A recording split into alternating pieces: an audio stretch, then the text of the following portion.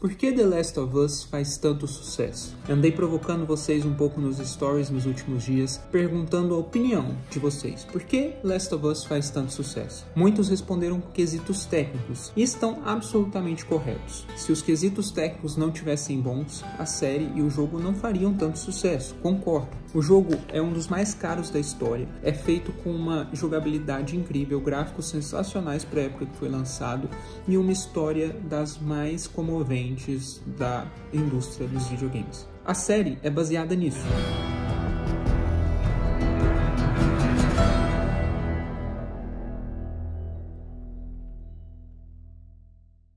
Last of Us é uma distopia, ou seja, uma realidade ficcional alternativa que tenta imaginar exageradamente alguma característica negativa da humanidade, geralmente apelando para aspectos catastróficos, apocalípticos mesmo. Distopias são o contrário de utopias, que são geralmente realidades idealizadas, perfeitas, utópicas, né? Utopia é um termo mais comum para a gente. Eu pergunto, Last of Us representa na nossa sociedade a morte das utopias? Porque, convenhamos, as utopias não fazem tanto sucesso assim. As histórias não se baseiam tanto em utopias. Utopias são cada vez menos atraentes. Por quê? Será que a gente caminha para um futuro que se aproxima mais da distopia do que da utopia? Será que faz sentido a gente pensar dessa forma? Concorda que pensar em algo idealizado, perfeito, não tem muita graça? Nenhuma história ficcional aborda isso. A gente gosta de novelas que abordam aspectos mais difíceis das relações humanas, mais difíceis das realidades. A gente gosta de filmes que abordam justamente relações imperfeitas ou realidades imperfeitas. O perfeito cansa.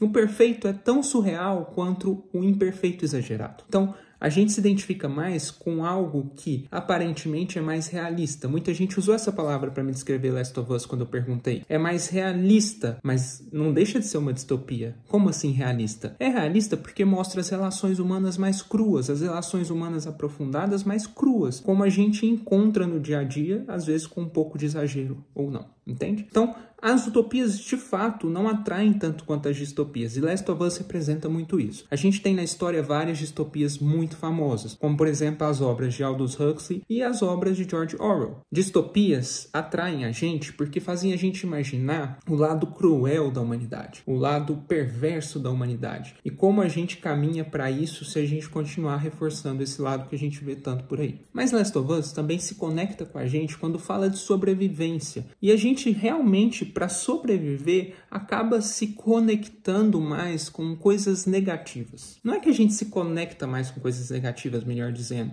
mas a gente marca essas coisas negativas no nosso cérebro primitivo para que a gente consiga ter mais condições de sobreviver a condições adversas. Veja bem, a gente vê um monte de coisas positivas na nossa vida o tempo todo. A gente vê notícias positivas o tempo todo. Por exemplo, alguém que achou dinheiro e devolveu, mas a gente marca mais as histórias negativas, porque as histórias negativas têm que ser marcadas no nosso cérebro para que a gente se precaveja, para que a gente se proteja, a gente, através de mecanismos inclusive de ansiedade, a gente se proteja de catástrofes, de coisas ruins. É um mecanismo de sobrevivência do cérebro primitivo e tem a ver com ansiedade. A ansiedade nada mais é do que a gente ficar antevendo situações difíceis para que a gente consiga se proteger delas de alguma forma. Quando a gente imagina Last of Us, a gente imagina que é um futuro possível, então talvez a gente se conecte porque nosso cérebro irracional, nosso cérebro mais primitivo, esteja confabulando, concatenando alternativas para que a gente evite aquele futuro sombrio.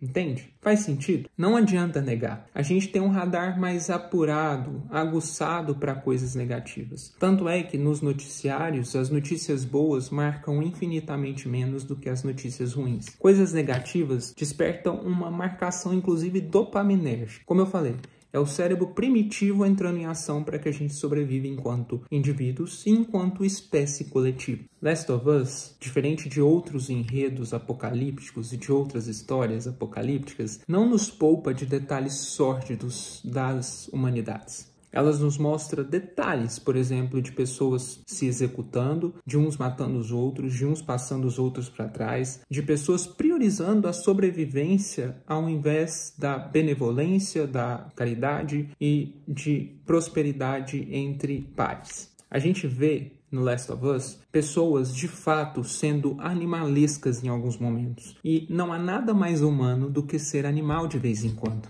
Concordam? As relações humanas em Last of Us são muito bem exploradas, elas são aprofundadas, elas não são básicas. Não é tipo, fulano conhece ciclano e tem uma relação de amizade de pai e filha que dura e perdura para sempre. Não, é uma relação entre dois humanos que no início querem sobreviver e apenas sobreviver. Eles se juntam, uma aliança imperfeita. As adversidades vão acontecendo e eles vão se conhecendo. Não é simples pensar que Joel vê Ellie como uma filha. Joel já teve uma filha. Ele não quer substituir a imagem da Sarah. Tem razão.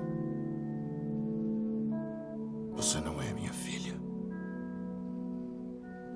E com certeza eu não sou seu pai. E nós vamos nos separar. Preparem-se. Temos companhia. Ele vai construindo a figura paternalista ao longo do jogo e ao longo da série. A Ellie também não vê o Joel como pai. Talvez a Ellie nem saiba o que é um pai. Ela nunca teve um pai, provavelmente. Ela nunca teve essa figura. Ela viveu no apocalipse. Ela nem conheceu a realidade sem ser essa catastrófica. Todas as pessoas que eu gostava morreram ou me deixaram. Todo mundo... menos você.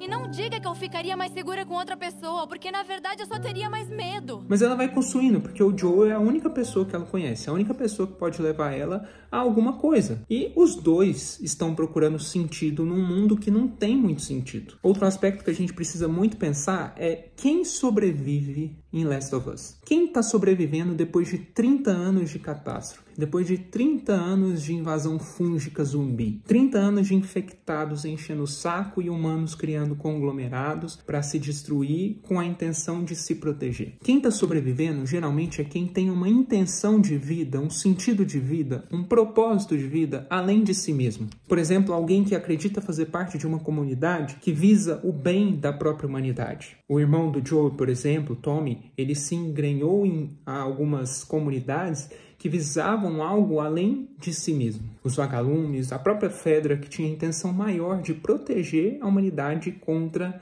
desastres ambientais e biológicos. O próprio Joel, ele sobrevive porque ele fez parte de alguns grupos. Depois que a filha morreu, não tinha muito sentido ele viver. Mas ele sobrevive porque ele consegue entender que há sentido além da própria vida. Concordemos, se a gente tivesse que existir só pela gente num mundo como The Last of Us, talvez a gente não quisesse viver. Concorda? A Ellie, por exemplo, ela sabe que ela pode ser importante, porque já falaram para ela que ela tem uma cura. E ela é uma adolescente, ela ainda quer descobrir a vida, ela tem uma sede de vida, né? As pessoas que são encontradas, né? O Frank e o Billy, por que eles sobreviveram? Porque eles tinham um ao outro. Senão não faria muito sentido sobreviver. Senão talvez eles não tivessem durado tanto tempo. O amor, nesse caso, fez eles resistirem. Fez eles endure and survive, que é um episódio da série. Resistir e sobreviver. É isso.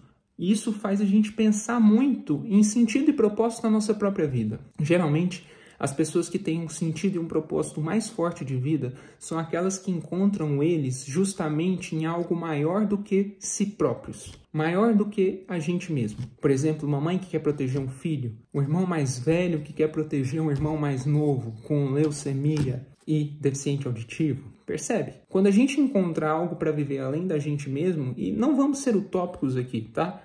A gente consegue sobreviver mais, mesmo que seja num mundo apocalíptico. Viktor Frankl falou disso, né, no livro principal da logoterapia, que a gente tem que encontrar um sentido de vida, a gente resiste a um holocausto, por exemplo, se a gente consegue ter uma motivação para viver além de nós mesmos. É isso que mantém a gente vivo. Então, talvez uma realidade tão distópica quanto The Last of Us faça a gente pensar na nossa realidade nada distópica e nada utópica. Na nossa realidade nua e crua. Talvez é isso que a série faça a gente pensar e faça a gente se conectar de forma tão intensa com o que a gente está vendo na tela. Os seres humanos não são A nem Z. A gente é muito mais esse alfabeto inteiro que existe entre essas duas letras. E Last of Us mostra isso. Ele mostra a humanidade mais cinza, mais penumbra, como a gente é.